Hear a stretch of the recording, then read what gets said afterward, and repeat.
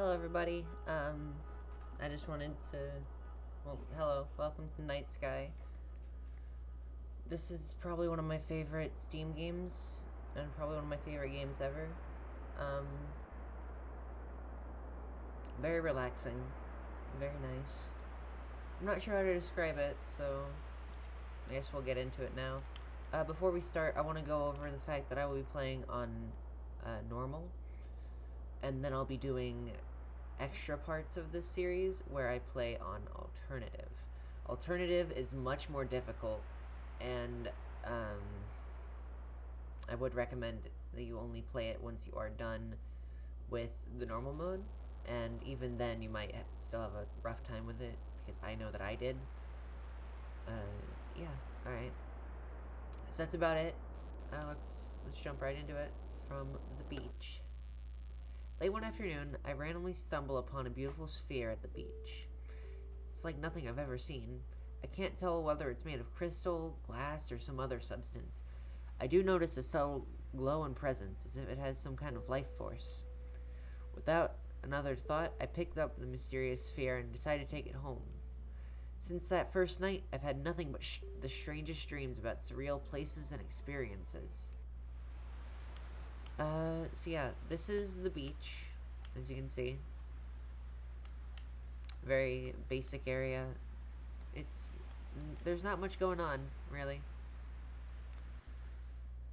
So now we're on to the first real area of the game, the Harara Mountains. I know how to speak. Don't worry about that. All right. So jumping right into this, you use left and right to roll. You don't use it to move left and right, if that makes sense.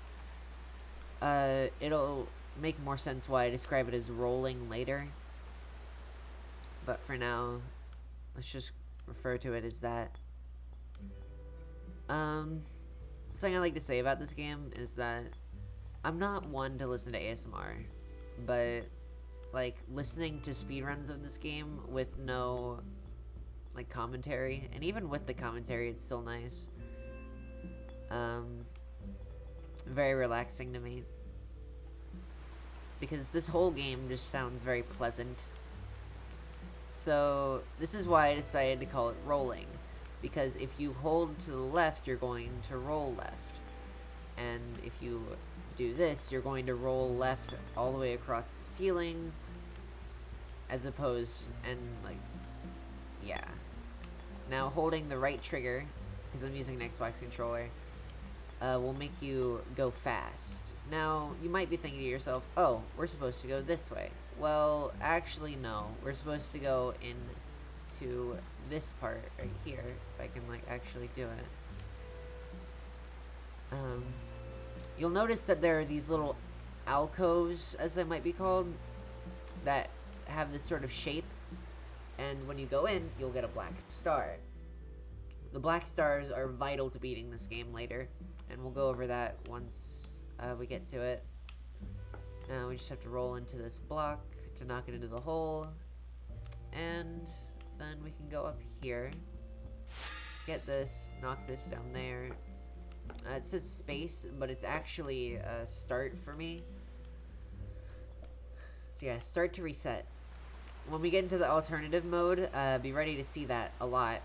So again, you might be thinking to yourself, oh, we're supposed to go this way. Well, again, no.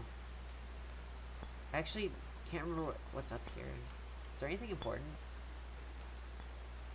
Like anything cool looking? I wonder. Let me check this really quick. If I can actually get in, please. Yes, okay. Oh, that's cool. Okay. So there's like this little rabbit type thing. Another thing I like to talk about is the music for this game. Again, very, very relaxing. Until we get to like old ruins. But don't worry about that for now. So yeah, there's the black star for that area. I remember what to do for this one. So you press B to activate that. Same for right here. right now in the Harara Mountains, it's basically just a whole lot of simple stuff. Right here, we can't actually move our ball, but instead, the directional buttons flip these flippers. And I think that's kind of interesting. So, right now, if we try to go this way, you can't quite get in there. At least not to my knowledge, you can't. I'm sure there's some kind of like Mondo speedrunning trick where you can like slip in. I don't know how you do it, but I'm sure it's possible. Anyways, I'm gonna restart. And instead we need to go this way. And push this little like hoop over here. And down there. Now we can go up here. Cool. I have beaten this game before, so it's not exactly blind per se. But I do still have a little bit of trouble with some of the levels. So it's not going to be entirely boring, where it's just like me running through the entire game really fast. I actually do have a little bit of trouble with this stage sometimes. Can I just say that this game looks beautiful? Like, I love how this game looks. It's so pretty. Anyway, slowly roll over here. And now we're introduced to not only one of the most terrifying creatures I've ever seen in my entire life, but also a new power-up, where we can invert gravity. This is where rolling comes into play as well, because if you hold to the left, you're going to go right, and if you hold to the right, you go left. This is because when you roll on the ceiling, it's reversed. This throws me off occasionally, but, you know, whatever.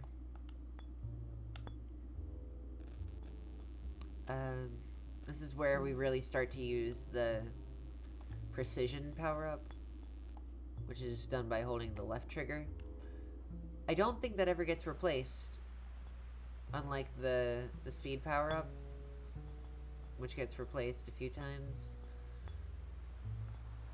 Now, to get through here, you have to press up, and then you activate it.